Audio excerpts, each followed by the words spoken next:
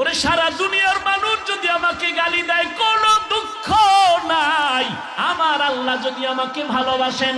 ও যুবক, তোমার জামাটা বেলেট দিয়া আপনজনেরা কেটে কেটে রেখে দিয়া 3টা সাদা কাপড়ের প্যাকেট বানায় বিদায় দিবে, এমন একটা জায়গায় কবরে রাখবে, কেউ দিনের বেলাও সেখানে যায় না, ভয়।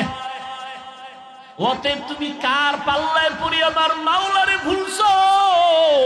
কার পাল্লায় পড়িয়া তুমি নবীর সুন্নতের জবাই করতেছো রে বাবা? তুমি জানোনি তুমি যদি তার সাথে আঘাত লাগায় দাও, মোবাইলের নাম্বার ডিলিট করবে, পারলে তোমার কল্লাদারে দেহ থেকে ডিলিট করে দিবে। কেউ দুনিয়াতে আপন না রে বাবা। যতটুকু এই জমিনে তোমাদের আপন থাকে, আল্লাহর কসম খেয়ে বলে গেলাম, একমাত্র আহলে হক উলামায়ে কেরাম উম্মতের আপন। এছাড়া আর কেউ বিনা স্বার্থে তোমার সহযোগিতা করবে না। দেখো না করোনায় বাবায় মরিয়া গেছে, ছেলেরা লোক দিয়া টাকা দিয়া লাশটারে রাস্তায় ফালায় রাখছে, দরজা লাগায় দিছে, লক করে দিছে।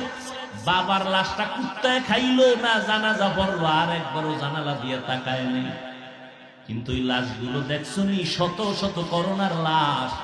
আমার দেশের টুপিওয়ালারা আলেমরা কাঁধে নিয়া গোসল করাইছে, কাফন পরাইছে, দাফন করাইছে, শত শত লাশ। একজন আলেমও করোনায় মরে নাই।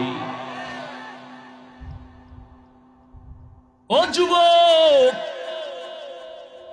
এতক্ষণ যে বয়ান করলাম, একবারও কিন্তু বলি না আমার মতো 5 কল্লি লাগাও, না হয় জাহান্নামে যাইবা। তাবলীগ না করলে জাহান্নামে যাইবা, কওমি মাদ্রাসায় না পড়লে জাহান্নামে যাইবা, একবারও বলি না রে বাবা। বরং আমি তোমাকে আশ্বাস দিয়ে গেলাম, কলিজা দিয়ে দোয়া করে গেলাম, স্কুলে পড়ো পড়ো, কলেজে আসো থাকো, ভার্সিটিতে আসো থাকো, ডাক্তার হও, দোয়া করে গেলাম আল্লাহ তোমাকে ডাক্তার বানাক, ইঞ্জিনিয়ার হইও, তুমি একজন প্রফেসর হও। তবে আমার দাবি একটা, বেয়াদব হইবা না।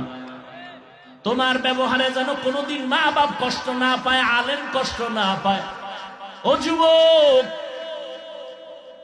তুমি মনে করো আমি তোমার দুশ্মন, আসো কাছে আসো, 2 দিন ঘুরো, দেখবা তুমি আমার মতো বন্ধু আর কাউকে পাবা না। ও আল্লাহর বান্দারা, তোমার সাথে আমার তো কোনো দুশ্মনী নাই। তুমি আমারটা খাও না, আমি তোমারটাও খাইয়া পড়া চলি না। আল্লাহর মোহাব্বত নিয়ে ভালোবাসি, মোহাব্বত করি। ও আল্লাহর বান্দার পরেও যদি তোমার অন্তরে কিছু থাকে, আমার সামনে এসে বলো। পেছনে পেছনে কেন চিৎকার দাও? পেছনে পেছনে কেন লেখালেখি করো? এই লেখার দ্বারা তোমার গুনার পাল্লা ভারী হয়।